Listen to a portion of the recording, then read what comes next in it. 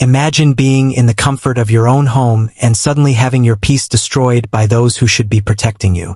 Have you ever felt powerless in the face of injustice? In this true story, an elderly black woman was aggressively approached by police officers on her own balcony. But when her son arrived, everything changed, and what happened next left everyone speechless. What does this situation have to do with you? Stress, insecurity, and the fight for justice can directly affect your health and well-being. How do you deal with challenges that seem insurmountable? How do you turn pain into strength? Stay until the end, because the story will show you how courage and resilience can change everything. A night of fear and injustice.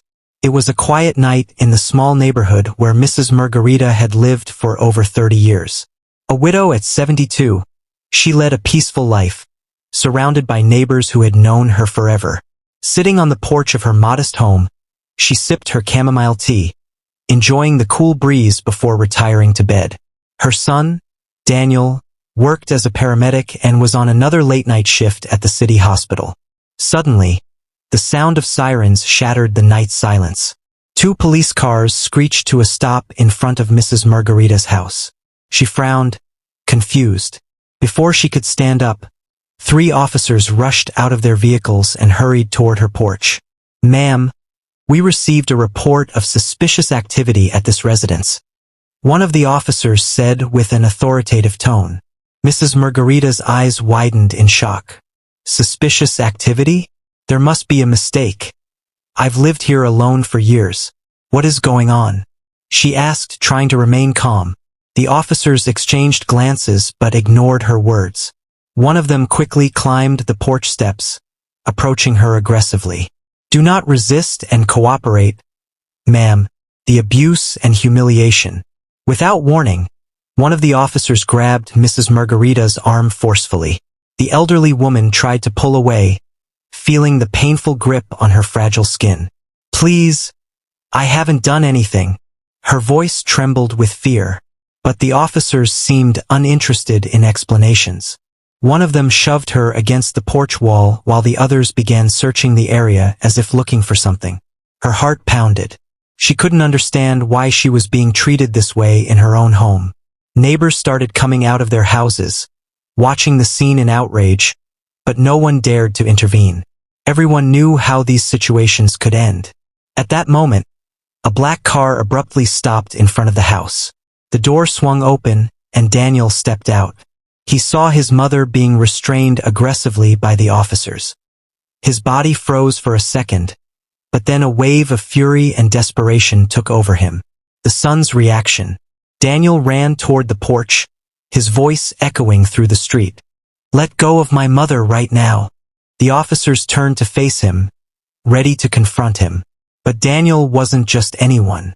Wearing his paramedic uniform and his ID badge hanging on his chest, he stood between the officers and his mother. "She is an elderly woman. What are you doing to her?" His voice was filled with indignation. The officers hesitated for a moment. They hadn't expected anyone to question their actions. "We received a report and we're just investigating." Investigating?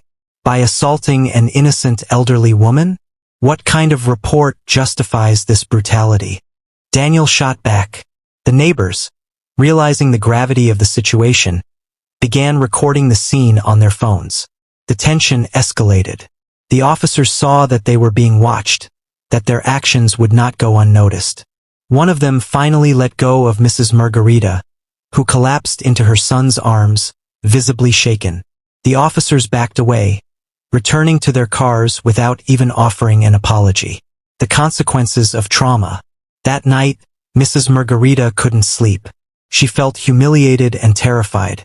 Daniel sat beside her, holding her hand, assuring her that she was safe now. But he knew this should never have happened. How many other families had gone through or would still go through something like this? The next day, the video recorded by the neighbors went viral on social media. The entire city began discussing the incident. The police department was forced to issue a statement, and the officers involved were suspended. But that didn't erase the pain and fear Mrs. Margarita felt every time she heard sirens outside. Daniel refused to let the situation go unnoticed. He decided to act, joining groups that fought for justice and participating in discussions to expose cases like his mother's. He knew this fight was bigger than just his family. A lesson in courage and justice. Mrs. Margarita and Daniel's story is not just about police abuse. It is about resilience and courage. In a world where discrimination still persists, speaking out against injustice is not just necessary. It is essential. If the story touched you, share it. Because only together can we turn outrage into action and fear into strength. Days after the incident, something unexpected happened. Members of the community, outraged by what had happened to Mrs. Margarita, organized a peaceful protest in front of the police station. People of all ages gathered, holding signs demanding respect and justice for the elderly and marginalized communities. The pressure grew, and soon local authorities were forced to take further action. Policies on police procedures were reviewed, and officers were required to undergo additional training on racial and age-related bias. Daniel saw that his mother's suffering had sparked something greater, a movement for accountability and change. It was proof that when a community unites, injustice can no longer be ignored.